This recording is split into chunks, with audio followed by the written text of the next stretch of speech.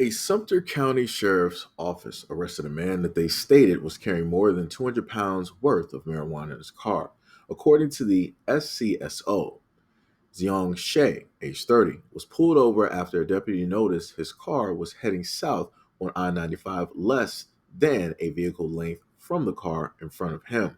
While talking to him, deputies stated that She admitted to carrying more than 200 pounds of marijuana after they noticed a strong odor of marijuana coming from the vehicle. A search of the vehicle resulted in the discovery of approximately 224 pounds of marijuana in 224 packages.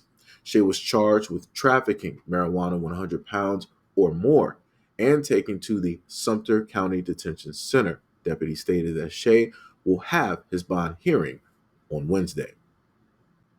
Now, I'm just a little bit confused here because this goes against all the main stories, right? That they normally say that, hey, black men are the main ones, selling these drugs and these narcotics and the weed and, all this other type of stuff and trafficking and destroying the family and with all of their drugs and right. That's the normal narrative, right? The black man is the boogeyman and he's the one always selling and doing this and doing that. But here you have an Asian American that was driving, and he admitted that officers, let me tell you something. I've 200 or about 200 pounds worth of marijuana directly on me. I just wanted to let you guys, know specifically, um, what it is.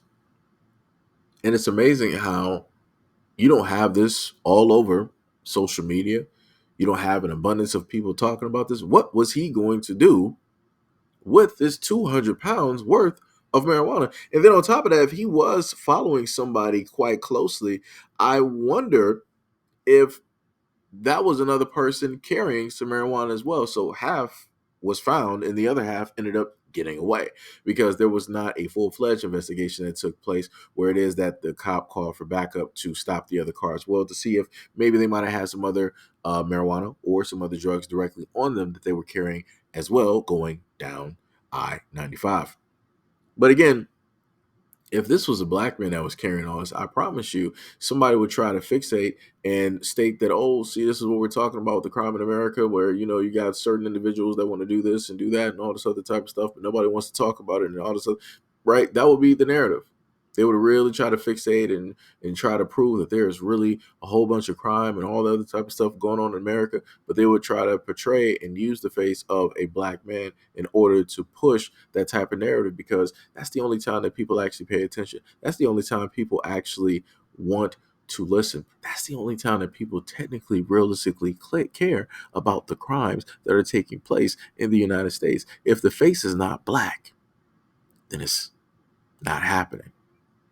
It's not happening. If it's not black, it's not happening.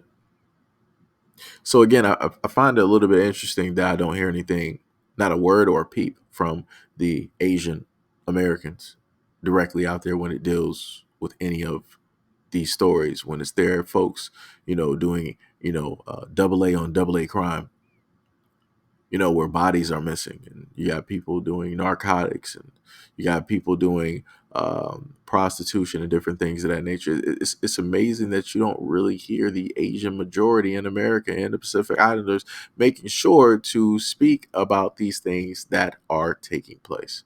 But yet they'll make sure to always highlight anything that has to do with somebody that looks black or the imagery of a black man.